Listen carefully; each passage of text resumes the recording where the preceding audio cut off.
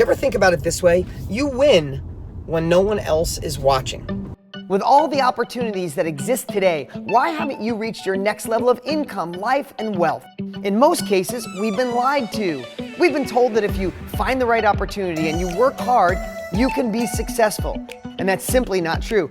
Millionaires, billionaires, and successful people have realized you need the foundation for wealth, the habits. And that's exactly what you'll be learning on the Millionaire Success Habits podcast. All success starts here.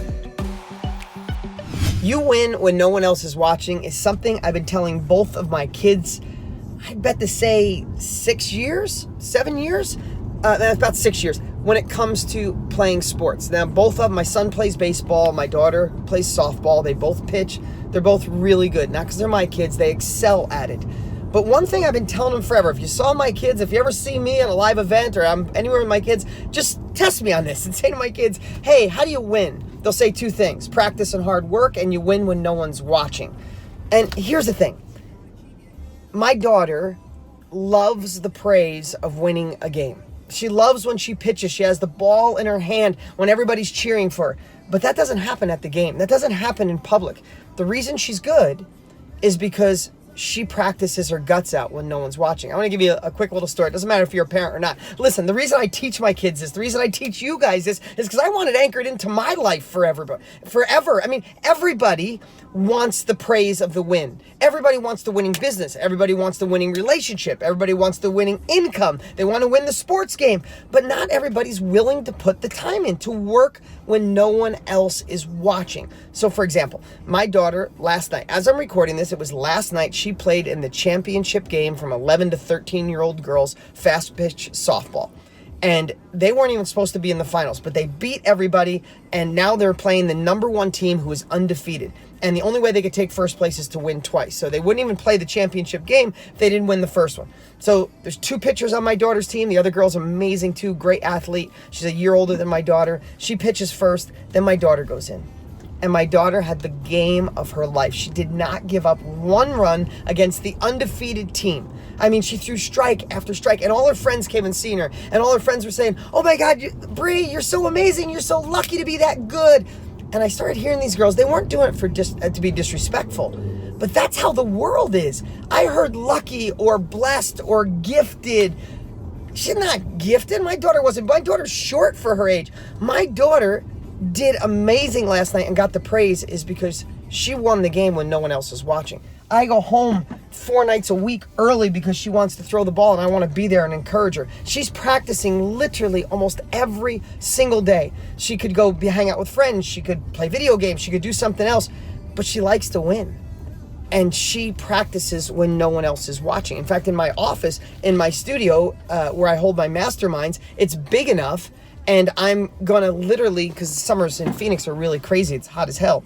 I'm putting in a place for her to pitch in the office because she said, I don't want to lose momentum over the summer, Dad. I want to come back even better. Now, that's an amazing lesson I taught. And I hope that rubs off on her. I'm using sports as this foundation for her life. But let me ask you, do you want the glory? It's like wanting to be the rock star. You want to be up on stage jamming and singing and the crowd going nuts and the girls going crazy or the guys going crazy. You want all that. But how do you think those people got on stage? Do you think they rehearsed when no one is watching? Do you think they packed up a crappy old van in some cases and went to a club where no one showed up, no one's watching, but they still played, they still pursued? If you want to win the game of life, whatever it is you want, that next level of relationship, income, doing your own business, you have to practice and work hard when no one else is watching, like watching or listening to this podcast, reading my book, Millionaire Success Habits, getting some of our courses, or modeling and following. Hey, listen, I have a lot of mentors. Model and follow other mentors that are playing the game at the highest level possible. But there is a lot of work. There is a lot of time that goes in when you don't get the glory. When no one sees the blood, sweat, and tears. No one sees the sleepless nights. No one sees the anxiety when you wake up in the middle of the night not knowing if it's going to work. No one sees that you're scared shitless, that you're going to go from a job to doing your own thing. And here's the other part. I remember in my own life when I started getting success, I was working my guts out. I was working on cars during the day.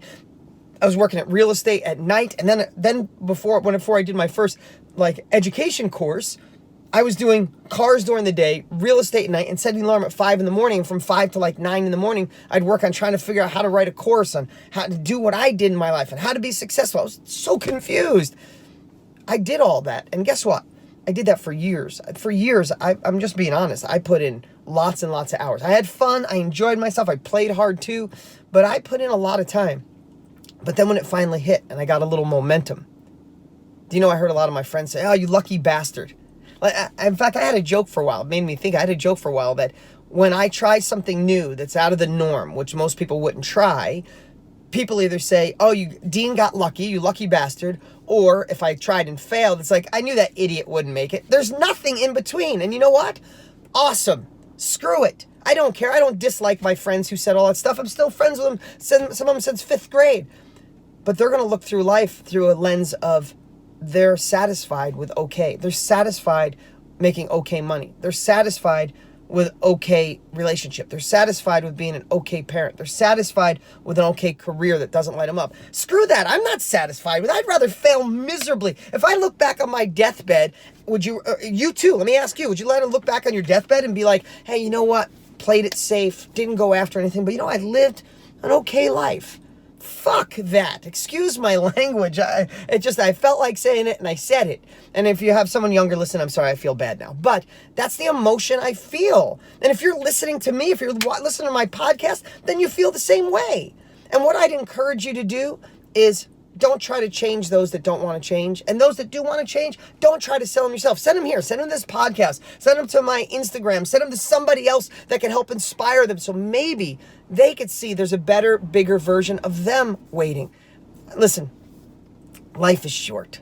It's going by a gazillion miles an hour. We got one shot at this. We might as well squeeze every bit of juice out of life we possibly can. So, with that said, the lesson I taught my daughter, my son too, I could have a great story to him, but I love keeping these around 7-8 minutes so you can get some wisdom, get some, and go out and take action with it. Winners win when no one else is watching. How many foul shots do you think Michael Jordan took when no one else was in the gym, right? How many shots did Wayne Gretzky take when no one else was on the ice, right? How many times has LeBron James practiced and woke up sore and couldn't move that no one else sees? Yes, he gets the glory. Everybody goes nuts. Me and Tony every year invites me to the finals, and I'm blessed.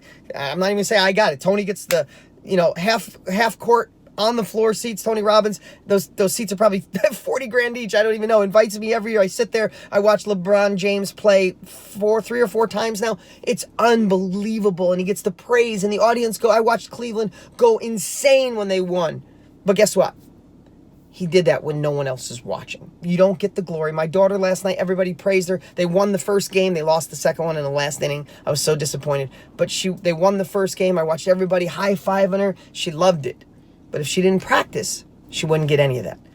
So remember that. Doing this work, listening to this, watching this, going through my courses, other people who are playing the game, you're doing the work when no one else is watching. And when you soar, let them admire you, let them envy you. In fact, be the inspiration to pull some people with you. If you love what I do, make sure you share it with other people. All right. See you soon.